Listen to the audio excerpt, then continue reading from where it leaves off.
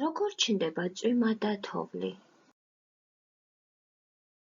ბავშვებო, ჩვენ უკვე ვიცით, რომ როცა მზე აცხუნებს და თბილა, მდინარეებიდან და ზღვებიდან წყალი ორთქლდება.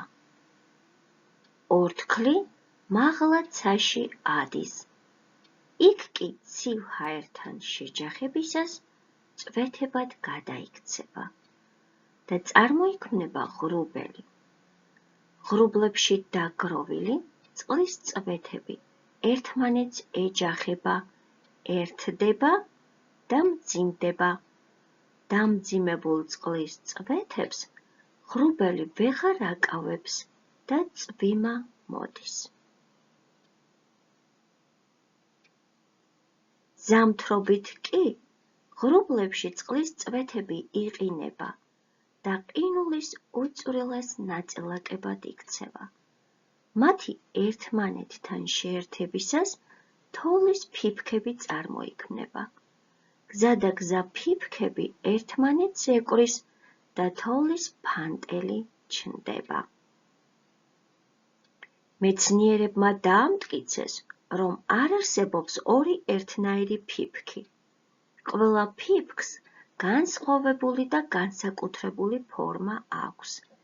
ფიფქის ფორმა კი დამოკიდებულია ამინდზე, მაგალითად, 7 უქარო და ყინვიან ამინდში ფიფქები დიდი და სხვადასხვა ფორმისაა.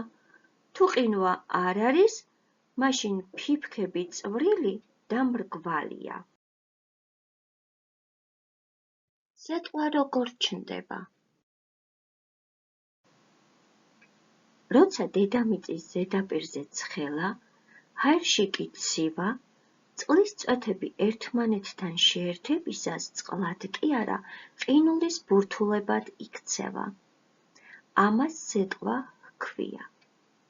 სეტყვა ჩვეულებრივ ელჭექისა და თავსხმის დროს იცის. უმთავრესად წლის თბილ პერიოდში მოდის, როცა ტემპერატურა 20 გრადუსზე მაღალია. სეტყვა მოდის გროვა წვიმის ღრუბლებიდან. სეტყვის მარცვლები დიდი სისწრაფით ეცემა მიწას და აზიანებს ადამიანებს, ხეხილს, ბოსტანს, ვენახს, ნათესებს, სახლებს. შესაძლებელია თუ არა სეტყვის შეჩერება?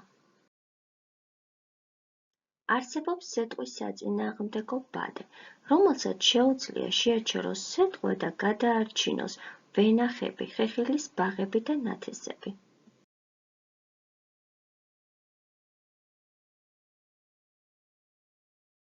ასევე არსებობს სეტყვის საწინააღმდეგო დანადგარი, რომლის გასროლითაც ფანტავენ სეტყვის ღრუბლებს. დაიმახსოვრე, წვიმა, თოვლი და სეტყვა ატმოსფერული ნალექია. ზოგჯერ წვიმის დროს მოულოდნელად მზე გამოანათებს ხოლმე და ამ დროს ცაზე ცისარტყელა ჩნდება. დედამიწის ზედაპირიდან როცა აკვირდები, მას რკალის ფორმა აქვს. თვითმფრინავიდან ცისარტყელა კი წრესავით მოჩანს.